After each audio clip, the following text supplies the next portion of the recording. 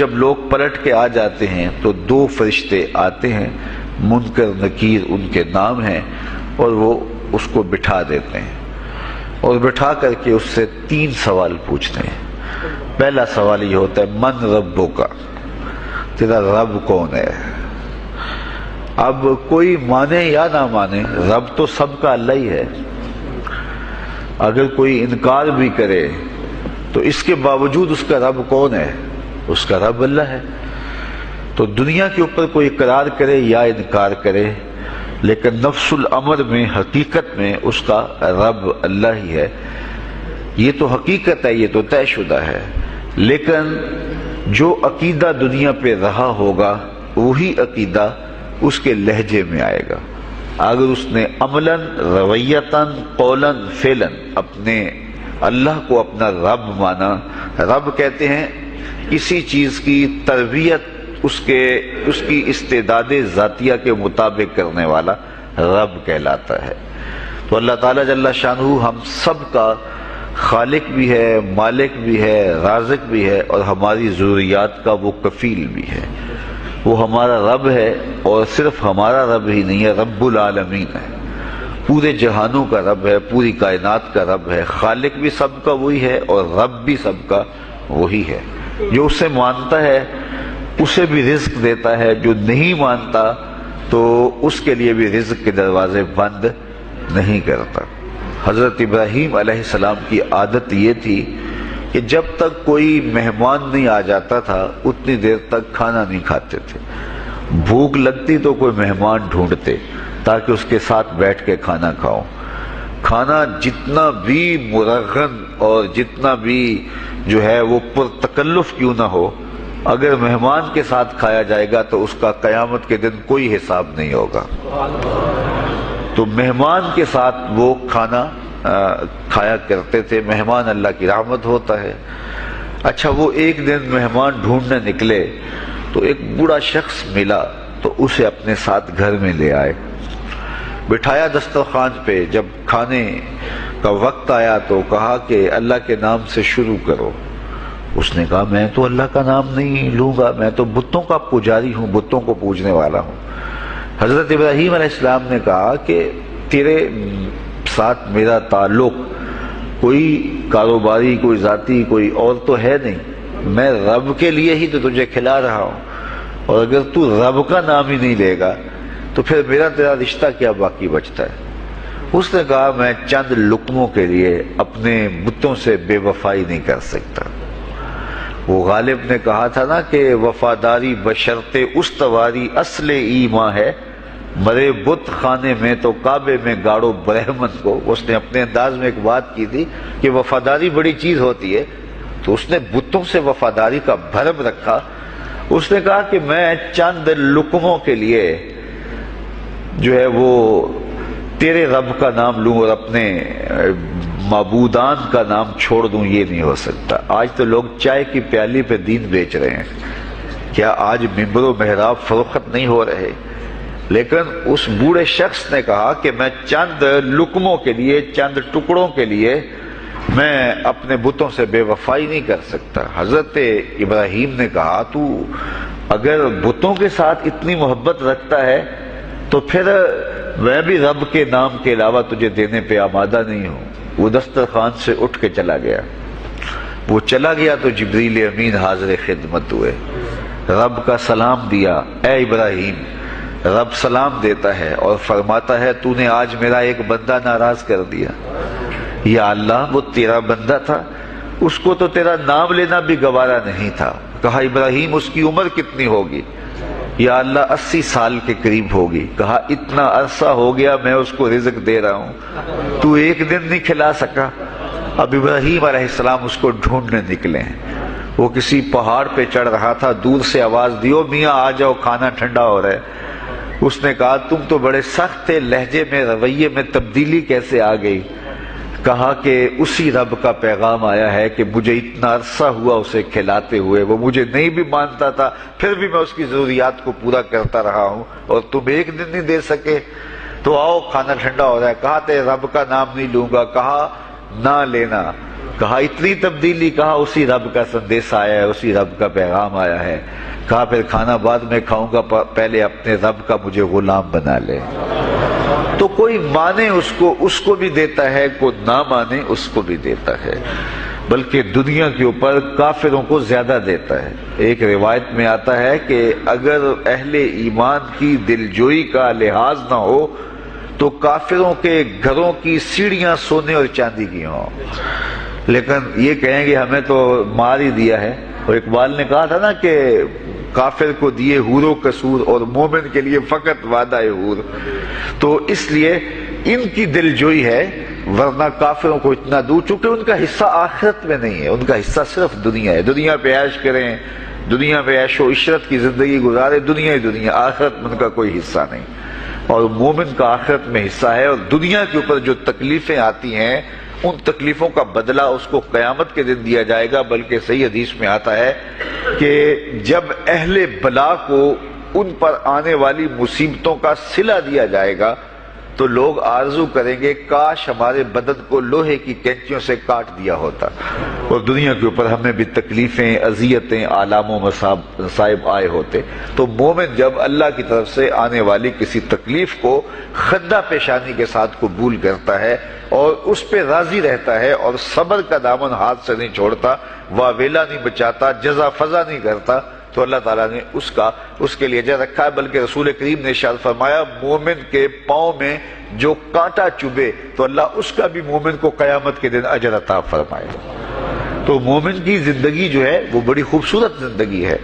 تو دنیا کے اوپر جو اسے مانتا ہے اللہ اسے بھی عطا کرتا ہے، جو اس کا انکار کرتا ہے اللہ اسے بھی عطا کرتا ہے، اس لیے کہ اس کی شان ہے کہ وہ رب ہے اور وہ سب کا لحاظ کرتا ہے اور سب کی ضروریات کو پورا کرتا ہے۔ پھر ہر شخص کی ضروریات الگ الگ ہیں، میری ضرورت الگ ہے، آپ کی کوئی اور ضرورت ہوگی، اور سب کی ضرورت کا اس نے لحاظ رکھا ہوا ہے۔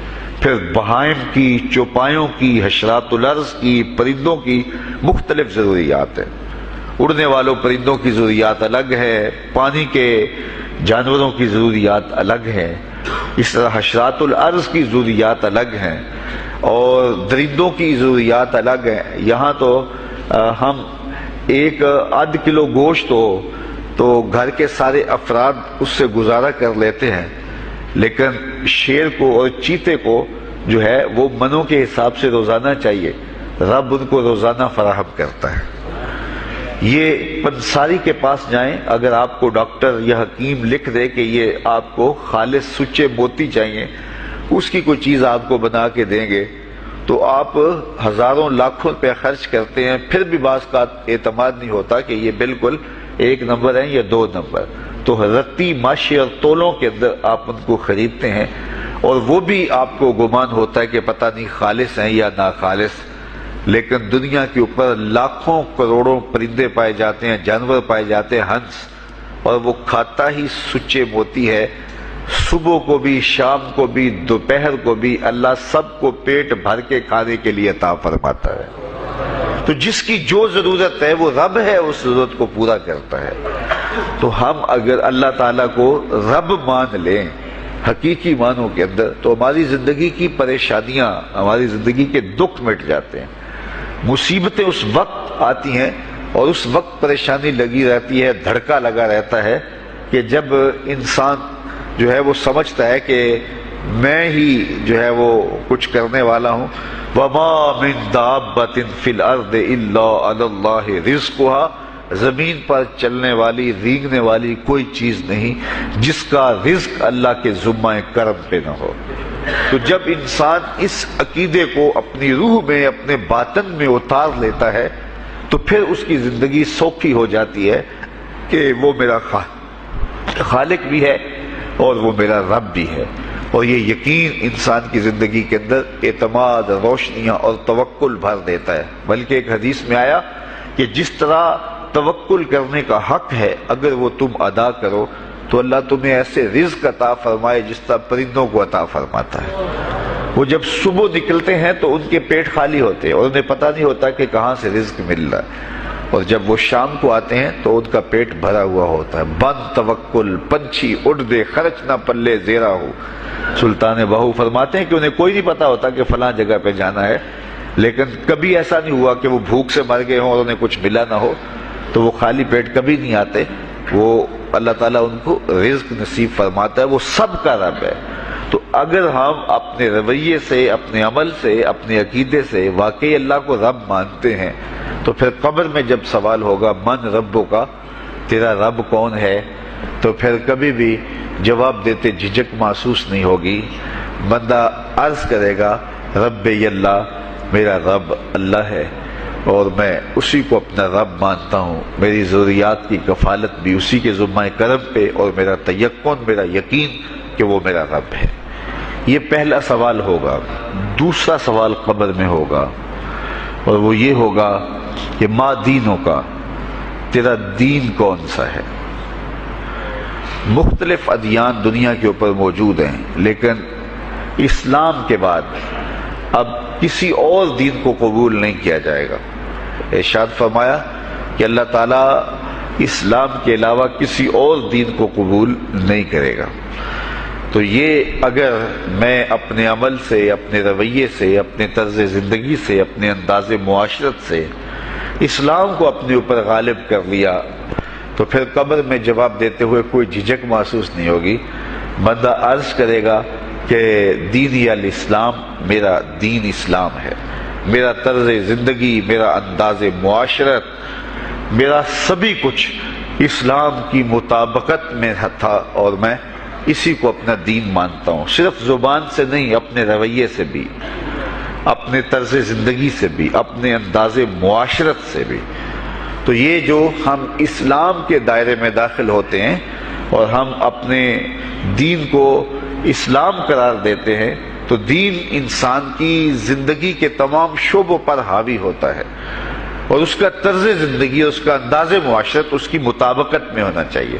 تو قبر میں یہ سوال پوچھا جائے گا کہ تیرا دین کیا ہے، باوجود کہ اللہ تعالیٰ جل شانہ کو پتہ ہے کہ اس کا دین کیا تھا، اللہ کو پتہ ہے کہ یہ کس کو رب مانتا تھا، لیکن قبر میں یہ سارا سلسلہ ہوگا. اور صحیح احادیث کے اندر ان سوالوں کا تذکر آیا ہے کہ یہ سوال پوچھے جائیں گے کہ تیرا دین کیا ہے.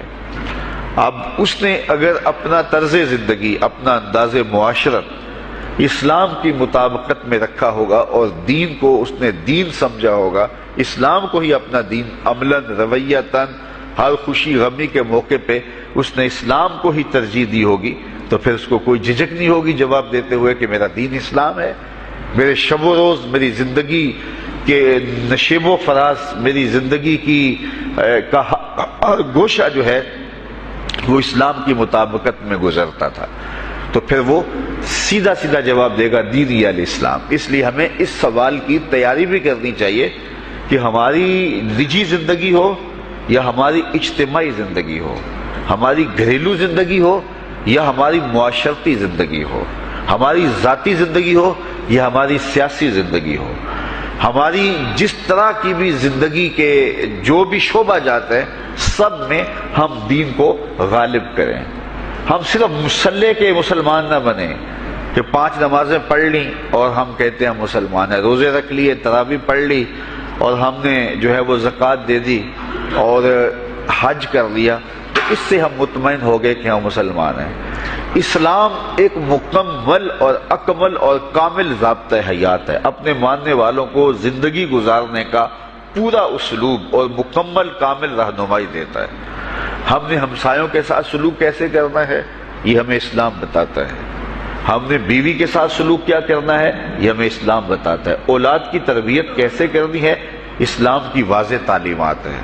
ہم نے سفر کرنا ہے تو انداز سفر کیا ہونا چاہیے، اسلام نے ہمیں بتایا. کاروبار کرنا ہے تو ہم جو ہے وہ کیا کاروبار کو مارکیٹ سے سیکھیں گے یا اللہ اس کے رسول سے سیکھیں گے، تو ہمیں اللہ اس کے رسول نے واضح 2 ٹوک اور سیدھے سیدھے احکام دیے ہیں کہ تم جب کاروبار کرو تو تم جو ہے وہ اس انداز کے ساتھ کاروبار کرو، کم نہیں تولنا، کم نہیں ناپنا، جھوٹی قسم نہیں کھانی، سود نہیں لینا. تو یہ ساری چیزیں، ملاوٹ نہیں کرنا، ایک ایک چیز جو ہے وہ اسلام نے ہمیں فراہم کی ہوئی ہے. تو پورا دین جو ہے جب ہم اختیار کریں گے، ہمارے رویے، ہمارا طرز زندگی، ہمارا انداز معاشرت جب دین اسلام کے مطابق ہوگا، تو قبر میں اس سوال کا جواب دینا ہمارے لیے کوئی مشکل نہیں ہوگا۔ اور اگر ہمارا طرز زندگی کچھ اور طرح کا ہوگا تو کیا صرف یہ کہہ دے کہ ہم مسلمان ہیں؟ یہ تو پھر ایک کافر بھی کہہ سکتا ہے کہ میرا دین اسلام ہے، ایک منافق بھی کہہ سکتا ہے کہ میرا دین اسلام ہے، لیکن ایسا نہیں ہوگا۔ جو ہماری کیفیت قلب ہوگی قبر میں اس کا جواب اس کی مطابقت میں آئے گا۔ وہاں یہ دنیا کے معاملے یا دنیا کی یادداشتیں نہیں ہوگی، وہاں کیفیت قلب کے مطابق جواب دیا جائے گا۔ یہ کافر جواب نہیں دے سکے گا کہ میرا رب اللہ ہے، کیونکہ وہ عمل سے رویے سے اس کو اپنا رب نہیں مانتا ہے، تو حقیقتاً تو اس کا رب اللہ ہے، لیکن وہ یہ جواب نہیں دے پائے گا۔ اسی طرح جو شخص اپنے طرز زندگی کے اندر اسلام کو داخل نہیں کر چکا ہے اور اسلام کو اس نے اپنا ہادی رہنما نہیں بنایا ہے، تو وہ قبر میں اس سوال کا جواب کیسے دے سکے گا کہ میرا دین اسلام ہے، چونکہ اس کا رویہ، اس کا طرز زندگی اور اس کا انداز معاشرت ایسا نہیں رہا ہوگا۔ اس لیے ہمیں اپنی زندگی کے شب و روز کو اسلامی تعلیمات کے سانچے میں مکمل اور کامل طور پر ڈھالنا ہوگا، تاکہ جب قبر میں سوال ہو تو ہم جواب دے سکیں کہ ہمارا دین اسلام ہے۔ تیسرا سوال جس پہ فیصلہ ہو جائے گا، اور اس کے بعد قبر میں یا جنت کا دروازہ کھول دیا جائے گا یا جہنم کی کھڑکی کھول دی جائے گی، وہ سوال تیسرا کیا ہوگا؟ اور وہ سوال بھی عقیدے کا ہے، بلکہ بخاری شریف کی ایک روایت کے مطابق 3 سوال نہیں ہوں گے، ایک ہی سوال ہوگا، اور وہ یہ تیسرا سوال ہوگا۔ فرشتے پھر پوچھیں گے حضور علیہ الصلوۃ والسلام کے روضہ دور سے اور قبر کے درمیان سے پردے ہٹا دیے جائیں گے، اور رسول کریم صلی اللہ علیہ وسلم سامنے ہوں گے، اور فرشتہ حضور کی طرف اشارہ کر کے کہے گا ما کنت تقول فی ھذا الرجل، ان کے بارے میں زندگی میں کیا کہا کرتا تھا۔ یہاں یہ نہیں ہے کہ تو نے کیا کہا تھا یا اب کیا کہتا ہے۔ جب مضارع کے اوپر کانا یا جو ہے وہ کانا کے مشتقات داخل ہوں تو پھر وہ ماضی استمراری کا جو ہے وہ معنی دیتا ہے۔ تو ما کنت تقول کا معنی یہ ہے کہ تو کیا کہا کرتا تھا، تیرا لہجہ کیا تھا، تیری زبان کیا تھی، ان کے بارے میں تیری رائے کیا تھی، تو کیا بولا کرتا تھا، کیا کہا کرتا تھا۔ تو یہ حضور علیہ الصلوۃ والسلام سامنے ہوں گے اور یہ سوال پوچھا جائے گا۔ اب ابو جہل سے پوچھا جائے گا ما کنت تقول فی ھذا الرجل، تو وہ کہے گا ہے ہاتھ لا ادری، ہائے افسوس میں نہیں جانتا یہ ہیں کون۔ ابو لہب سے پوچھا جائے گا، وہ کہے گا ہے ہاتھ لا ادری، ہائے افسوس میں نہیں جانتا یہ کون ہے۔ اچھا جانتا نہیں تو پتھر کس کو مارتا تھا، جانتا نہیں تو گڑے کس کی راہوں میں کھدواتا تھا، جانتا نہیں تو اوجریاں کس کے اوپر ڈلوایا کرتا تھا۔ آنکھیں پھاڑ پھاڑ کے تو ساری زندگی دیکھتا رہا، لیکن آج ابو جہل قبر میں اترا، حضور کی صورت نورانی سامنے ہے، اور پوچھا گیا کہ یہ کون ہے، یہ نورانی چہرے والے کون ہیں؟ تو ابو جہل کہتا ہائے افسوس میں نہیں جانتا یہ کون ہے۔ اچھا جانتا نہیں تو پھر پتھر کس کو مارتا تھا؟ اللہ اکبر۔ اور 14 صدیاں گزرنے کے بعد ایک مومن لحد میں اترتا ہے اور پردے ہٹا دیے جاتے ہیں، اور منکر نکیر سوال کرتے ہیں عامر چیمہ بتا یہ کون ہے؟ وہ کہتا ہے پیچھے ہٹو، پہلے پائے ناز کو بوسہ تو کر لینے دو، میں تو مر کے پہنچا ہوں یہاں اس دل ربا کے واسطے، یہ تو میرے بخت جاگے کہ وہ میری قبر میں آئے۔ وہ کسی شاعر نے کہا نا کہ آئے وہ میرے مزار پہ گھونگھٹ اتار کے، آئے وہ میرے مزار پہ گھونگھٹ اتار کے، مجھ سے تو نصیب اچھے ہوئے میرے مزار کے، یہ تو بخت سنور گئے کہ وہ میری قبر میں آئے۔ شیخ عبدالحق محدث دہلوی علیہ رحمہ لکھتے ہیں کہ جب سے یہ سنا ہے کہ قبر میں حضور آئیں گے، پتہ نہیں موت کہاں مر گئی ہے، جی چاہتا ہے زندہ ہی قبر میں چلے جائیں۔ تو وہ کہے گا پہلے مجھے پائے ناز کو بوسہ تو کر لینے دو، میں تو زندگی کے بھر میں انتظار ان کا کرتا رہا، اور ان کے بارے میں پوچھ رہے ہو یہ کون ہے؟ ساری زندگی پیر مہر علی شاہ نقشہ بتاتے رہے، مکھ چند بدر شاہ شانی ہے، متھے چمک دی لاٹ نورانی ہے، کالی زلف تے اکھ مستانی ہے، مخمور رکھی ہند مد بھریاں۔ تو وہ فوراً جواب دیتا ہے یہ تو وہی میرے آقا و مولا ہیں جن کے لیے ساری زندگی تڑپتا رہا اور ان کی زیارت کی آرزوئیں اور تمنائیں کرتا رہا۔ اچھا ابو جہل ساری زندگی دیکھتا رہا تو وہ تو جواب نہیں دے پائے گا، وہ کہتا ہائے افسوس میں نہیں پہچانتا یہ کون ہے، ہاتھ لا ادری، مجھے نہیں پتا۔ اور 14 صدیاں گزرنے کے بعد ایک مومن لحد میں اترتا ہے تو وہ فوراً کہتا ہے یہ تو وہی ہیں جن کے لیے زندگی گزار آیا ہوں۔ تو جس نے دیکھا تھا وہ پہچان نہیں سکتا، اور صدیوں بعد جو دنیا کے اوپر آیا وہ فوراً پہچان بھی رہا ہے اور پائے ناز کو بوسے بھی کر رہا ہے، تو پھر اس کا کیا جواب ہوگا؟ تو اس کا جواب علامہ اقبال علیہ رحمہ نے دیا۔ وہ کہتے ہیں قبر میں یہ جو آنکھیں ہیں ان میں تو مٹی پڑی ہوگی، یہ تو بند ہوگی، دل کی آنکھیں کھلی ہوں گی۔ ابو جہل نے ان آنکھوں سے دیکھا تھا، یہ آنکھیں تو اب کھلی نہیں ہیں، تو ان سے وہ کیسے پہچانے گا؟ اور دل کی آنکھوں نے حضور کو دیکھا ہی نہیں تھا۔ اور یہ صدیوں گزرنے کے بعد جو مومن لحد میں اترتا ہے اس کی گو ان آنکھوں نے نہیں دیکھا تھا، لیکن در دل مسلم مقام مصطفیٰ، مومن کے دل کے ڈیرے کے اندر مومن کے دل میں حضور ہی بستے ہیں، اس لیے اس کی آنکھوں نے، دل کی آنکھوں نے حضور کو دیکھا اور پہچان لیا، اس لیے کہ دل کی آنکھوں نے حضور پہلے بھی دیکھے ہوئے تھے اور دل آرزو میں مچلتا رہا، اس لیے دل کو پہچاننے میں دیر نہیں لگی۔ تو وہاں یہ آنکھ نہیں پہچانے گی، یہ آنکھ پہچانے گی، اس لیے اقبال نے دوسرے مقام پہ کہا دل بینا بھی کر طلب خدا سے کہ آنکھ کا نور دل کا نور نہیں۔ آنکھ کا نور اور ہے، دل کا نور اور ہے۔ تو اگر کوئی شخص دنیا کے اوپر دل کے نور سے بے بہرا رہا، قیامت کے دن یہ آنکھیں اسے فائدہ نہیں دے گی، بلکہ اللہ تعالیٰ نے خود قرآن مجید میں ایک مقام پہ فرمایا من کان فی ہذہ اعمی فہو فی الآخرۃ اعمی واضل سبیلا، جو اس دنیا میں اندھا رہا کل قیامت کے دن بھی نابینا اٹھایا جائے گا۔ اس سے ان آنکھوں کی بے نوری قطعاً مراد نہیں، کسی مفسر نے نہیں لکھا، بلکہ وہ تو واضح حدیث میں آتا ہے جو دنیا میں ان دو محبوب چیزوں سے آزمایا گیا، اللہ تعالیٰ قیامت کے دن اسے صلہ عطا فرمائے گا۔ یہ جو دنیا کے اوپر نابینا ہوتے ہیں، نابینا ہو جاتے ہیں یا پیدائشی نابینا ہوتے ہیں، تو یہ دنیا کی لذتوں سے اور دنیا کے نفعوں سے لطف اندوز نہیں ہو پاتے۔ یہ بہت بڑی آزمائش ہے، جہان اندھیر ہوتا ہے ان کے لیے، لیکن قیامت کے دن اللہ تعالیٰ اس کا بہتر صلہ ان کو عطا فرمائے گا جو دو ان محبوب چیزوں سے آزمایا گیا۔ تو اگر وہ دنیا پہ اندھا تھا اور حقیقی طور پہ، اور قیامت کے دن بھی اندھا اٹھایا جائے گا، یہ تو پھر مناسب نہیں ہوگا۔ تو یہ جو قرآن نے کہا جو دنیا میں اندھا رہا وہ قیامت میں بھی اندھا اٹھایا جائے گا، تو اس سے ان آنکھوں کی بے نوری قطعاً مراد نہیں ہے، اس سے دل کی بے نوری مراد ہے۔ تو دل اگر بینا ہوا، دل اگر روشن ہوا، تو پھر قبر کے اندر بھی دل دے دیوے دی روشنائی جاوے وچ زمینہ، تو پھر وہ معرفت رسول کا سبب ہوگا دل کا اجالا، اور پھر حشر کے اندر بھی جو ہے وہ دل کی آنکھیں روشن ہوں گی۔ تو جس نے اپنے قلب کو نور معرفت سے، نور ایمان سے اور نور محبت سے منور نہیں کیا ہے، تو وہ قبر کے اندر، حشر کے اندر نابینا ہی اٹھایا جائے گا، اور یہ قرآن کی صریح نص ہے۔